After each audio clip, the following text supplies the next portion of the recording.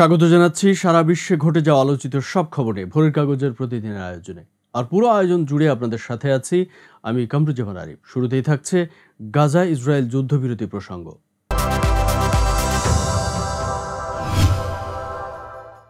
গাজায় যুদ্ধবিরতির বিষয়ে ইসরায়েলের সঙ্গে আলোচনায় অগ্রগতি হয়েছে বলে ওয়াশিংটন পোস্টে যে সংবাদ প্রকাশিত হয়েছে তা নাকচ করে দিল ফিলিস্তিনি স্বাধীনতাকামী সংগঠন হামাস।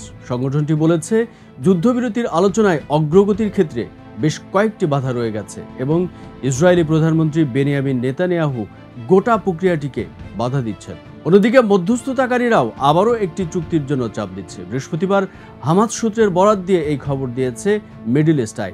এক প্রতিবেদনে বলা হয়েছে, ফিলিস্তিনি সংগঠনটির একাধিক সূত্র বৃহস্পতিবার অগ্রগতি সংক্রান্ত রিপোর্টগুলোকে অস্বীকার করেছে। পাশাপাশি তারা দাবি করে বলেছে, যুদ্ধবিরতির জন্য একটি কাঠামো দাঁড় করাতে পক্ষগুলো সম্মত হয়েছে এবং তারা এখন এটি কিভাবে বাস্তবায়িত হবে সে সম্পর্কে বিস্তারিত আলোচনা করছে। নাম প্রকাশ না করার শর্তে হামাসের এই সূত্রগুলো দাবি করে বলেছে, আশাব্যঞ্জক সংবাদের জন্য আসলে নতুন কিছুই নেই এবং আলোচনায় আসন্ন কোনো অগ্রগতিও নেই। এদিকে চলমান ন্যাটোর শীর্ষ সম্মেলনে মার্কিন প্রেসিডেন্ট জো বাইডেন গাজা যুদ্ধ এখনই বন্ধ হওয়া উচিত বলে মন্তব্য করেছেন। এমনকি তিনি বলেছেন, গাজায় ত্রাণ সহায়তা প্রবেশের ক্ষেত্রে অসহযোগিতা করছে নেতানিয়াহু সরকার। মার্কিন সরকার যুদ্ধবিরতি কার্যকরে কাজ করছে বলে উল্লেখ করেছে বাইডেন। বর্তমান প্রস্তাবে ইসরায়েল ও হামাস উভয় পক্ষই রাজি, তবে আলোচনার পর্যায়ে কিছু জটিলতা রয়েছে। বাইডেন বলেন, এখনো অনেক সময় রয়েছে, কিন্তু আমরা সমাধানের চেষ্টা করছি। বিষয়টি ইতিবাচক রয়েছে এবং চুক্তি কার্যকর করার ক্ষেত্রে আমি বদ্ধপরিকর। এদিকে ইসরায়েলি যুদ্ধাপরাধ ও গাজায় আন্তর্জাতিক আইন লঙ্ঘনের ক্ষেত্রে যুক্তরাষ্ট্রের প্রেসিডেন্ট জো বাইডেন ও তার প্রশাসন সহযোগী বলে মন্তব্য করেছেন তুরস্কের প্রেসিডেন্ট রিসেপ তাইপ এরদোয়ান। এদিকে ফিলিস্তিনের অবরুদ্ধ গাজা উপত্যকায় ইসরায়েলি হামলায় আরও 50 ফিলিস্তিনি নিহত হয়েছে। এতে নিহতের মোট সংখ্যা ছাড়িয়ে গেছে 38,300-তে। বৃহস্পতিবার অবরুদ্ধ এই ভূখণ্ডের স্বাস্থ্য মন্ত্রণালয় এই তথ্য নিশ্চিত করেছে। প্রতিবেদনে বলা হয়েছে, গাজা উপত্যকায় ইসরায়েলের চলমান হামলায় আরও 50 ফিলিস্তিনি নিহত হয়েছে। এতে করে গত বছরের অক্টোবর থেকে এ পর্যন্ত মোট মৃতের সংখ্যা বেড়ে 38,345 জনে পৌঁছেছে বলে বৃহস্পতিবার অবরুদ্ধ এই ভূখণ্ডের স্বাস্থ্য মন্ত্রণালয় জানিয়েছে। মন্ত্রণালয় এক বিবৃতিতে জানিয়েছে, এই হামলায় আরও অন্তত 88,395 জন ব্যক্তি আহত হয়েছে। মন্ত্রণালয় আরও বলেছে, গত 24 ঘন্টায় ইসরায়েলি বাহিনীর করা দুটি গণহত্যায় 50 জন নিহত এবং আরও 54 জন আহত হয়েছে। অনেক মানুষ এখনও ধ্বংসস্তূপের নিচে এবং রাস্তায় আটকা পড়ে আছেন, কারণ উদ্ধারকারীরা তাদের কাছে পৌঁছতে পারছে না। অন্যদিকে ইসরায়েলি অভিযানের পর ফিলিস্তিনের গাজা শহরের শেজাইয়া এলাকায় ধ্বংসস্তূপের নিচ থেকে 60টিরও বেশি লাশ উদ্ধার করা হয়েছে। এছাড়া আশপাশের ধ্বংসস্তূপের নিচে এখনও অনেক লাশ আটকে আছে বলেও একজন কর্মকর্তা জানিয়েছে। বৃহস্পতিবার এক প্রতিবেদনে এই তথ্য জানিয়েছে বার্তা সংস্থা আনাদোলু। বৃহস্পতিবার গাজার সিভিল ডিফেন্স এজেন্সি জানিয়েছে, শহরের এলাকাগুলো থেকে ইসরায়েলি সৈন্যরা চলে যাওয়ার পর ফিলিস্তিনি চিকিৎসকরা গাজা শহরের শেজাইয়া পাড়ায় ধ্বংসস্তূপের নিচ থেকে এই লাশ উদ্ধার করেছেন। মুখপাত্র মাহমুদ বাশাল এক সংবাদ সম্মেলনে বলেন, আশেপাশের ধ্বংসস্তূপের নিচে এখনো কয়েক ডজন লাশ আটকে আছে। এদিকে গাজা থেকে বেসামরিক নাগরিকদের পালিয়ে যেতে ইসরায়েলের নতুন নির্দেশনা জারি করার পর ফিলিস্তিনিদের স্নাইপার দিয়ে গুলি করছে ইসরায়েল। গাজা শহরের বেশ কয়েকজন বেসামরিক নাগরিক জানিয়েছে কথা। এর আগে 10 জুলাই গাজায় হামলা জোরদার করায় আবারও বাসিন্দাদের গাজা শহর ফাঁকা করে দেওয়ার নির্দেশ দেয় ইসরায়েল। এমনকি কাতার, মার্কিন যুক্তরাষ্ট্র এবং মিশরের মধ্যস্থতাকারীরা যুদ্ধবিরতির জন্য দোহায় ইসরায়েলি কর্মকর্তাদের সঙ্গে বৈঠক করার মধ্যেই এই হামলা চালায় ইসরায়েলি সেনাবাহিনী।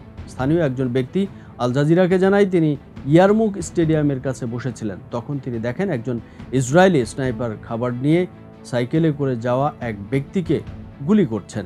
স্নাইপার ব্যক্তিটিকে সরাসরি গুলি করেন। আরও একজন নারী আল জাজিরাকে জানান, তিনি ইয়ারমুক স্টেডিয়ামের মধ্য দিয়ে যেতে চেয়েছিলেন, কিন্তু তাকে বলা হয়েছিল যে রাস্তায় ফিলিস্তিনিদের মৃতদেহ পড়ে রয়েছে, যাদেরকে ইসরায়েলি স্নাইপাররা গুলি করে হত্যা করেছে।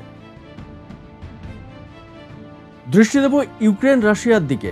ইউক্রেনের সঙ্গে যুদ্ধ জড়ানোর পর নিজেদের সৈন্য সংখ্যা বাড়ানোর দিকে জোর দিয়েছে রাশিয়া। কেননা ইউক্রেন ছাড়াও রাশিয়াকে লড়তে হচ্ছে ন্যাটো ও মার্কিন যুক্তরাষ্ট্রের সঙ্গে। স্বাভাবিকভাবেই বাড়াতে হচ্ছে সেনা সংখ্যা। সে লক্ষ্যেই দেশটি প্রতিদিন 1000 নতুন লোক নিয়োগ দিচ্ছে সেনাবাহিনীতে, যা এক বিবৃতিতে জানিয়েছে দেশটির প্রতিরক্ষা মন্ত্রণালয়। 2022 সালের ফেব্রুয়ারিতে ইউক্রেনের সামরিক অভিযান শুরুর পর থেকেই নিজেদের সেনা সংখ্যা বাড়ানোর দিকে জোর দিয়েছে রাশিয়া। গত মে মাসে রুশ প্রেসিডেন্ট ভ্লাদিমির পুতিন জানিয়েছেন সংঘাতপূর্ণ অঞ্চলে তাদের প্রায় 7 লাখ সেনা মোতায়েন করা আছে। তবে নিজেদের সেনা সংখ্যা বাড়ানোর দিকেও বেশ মনোযোগ রয়েছে রাশিয়ার। 2024 সালে প্রায় 2 লাখ নতুন সেনা নিয়োগ দিয়েছে রাশিয়া, গড়ে প্রতিদিনে যা প্রায় 1000 জন। এদিকে পশ্চিমা সামরিক জোট ন্যাটো ও ইউরোপীয় প্রতিরক্ষা জোটদারের অঙ্গীকার রক্ষায় যুক্তরাষ্ট্র এবার জার্মানিতে দূরপাল্লার ক্ষেপণাস্ত্র মোতায়েন করতে চলেছে। 2026 সাল থেকে পর্যায়ক্রমে মোতায়েন হবে এসব ক্ষেপণাস্ত্র। স্নায়ুযুদ্ধের পর এই প্রথম যুক্তরাষ্ট্র এমন পদক্ষেপ নিচ্ছে। এসব ক্ষেপণাস্ত্রের মধ্যে আছে টোমাহক ক্রুজ ক্ষেপণাস্ত্র, SM-6 এবং বিভিন্ন ধরনের হাইপারসোনিক ক্ষেপণাস্ত্র। বর্তমান ক্ষেপণাস্ত্রগুলোর চেয়ে এসব ক্ষেপণাস্ত্রের পাল্লা অনেক বেশি দীর্ঘ।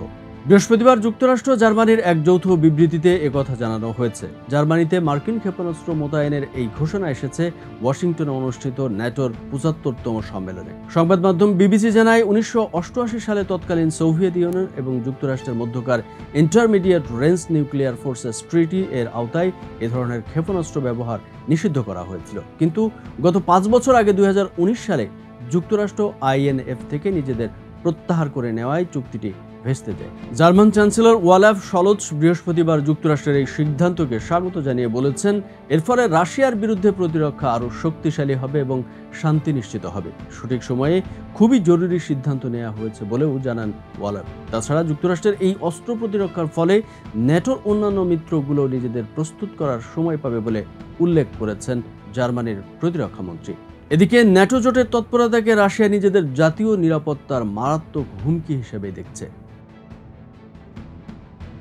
দর্শক, শেষ করব কেনিয়ার সবশেষ খবর দিয়ে। সরকার বিরোধী বিক্ষোভের বেশ কয়েকদিন পর মন্ত্রিসভার প্রায় সব সদস্যকে সরিয়ে দিলেন কেনিয়ার প্রেসিডেন্ট উইলিয়াম রুটো। বৃহস্পতিবার তিনি এই ঘোষণা দেন। প্রেসিডেন্ট বলেন, শুধু ডেপুটি প্রেসিডেন্ট রিগাথি গাসাগুয়া ও প্রধানমন্ত্রী পরিষদ সচিব মুসালিয়া মুদাবাদি শপথে বহাল থাকবেন। নাইরোবিতে সাংবাদিকদের সামনে তিনি বলেন, সামগ্রিক মূল্যায়নের ভিত্তিতে এই সিদ্ধান্ত নেওয়া হয়েছে। তিনি বলেন, এমন পদক্ষেপের পরেও কেনিয়ার মানুষ বিশ্বাস করে এই প্রশাসন দেশের ইতিহাসে সবচেয়ে বড় পরিবর্তন আনতে পারবে। তাছাড়া আমার প্রতি কেনিয়ার মানুষের যে উচ্চ প্রত্যাশা রয়েছে তা আমি জানি। সম্প্রতি নতুন একটি আর্থিক বিলের বিরুদ্ধে কেনিয়ার রাজধানী নাইরোবিতে ব্যাপক বিক্ষোভ হয়। এরপর দেশটিতে শুরু হয় সরকার বিরোধী বিক্ষোভ। এতে নিরাপত্তা বাহিনীর সঙ্গে সংঘর্ষে নিহত হন 30 জনেরও বেশি।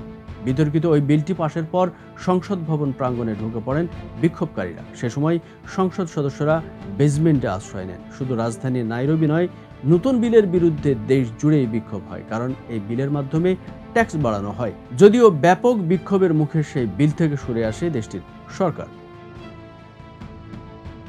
দর্শক, এই ছিল সারা বিশ্বে ঘটে যাওয়া উল্লেখযোগ্য কিছু খবর নিয়ে ভোরের কাগজের আজকের আয়োজন। যারা এতক্ষণ আমাদের সাথে ছিলেন তাদের অসংখ্য ধন্যবাদ। সারা বিশ্বের সব খবর সবার আগে জানতে সাথে থাকুন আমাদের ভোরের কাগজ ইউটিউব চ্যানেল ও ফেসবুক পেজে।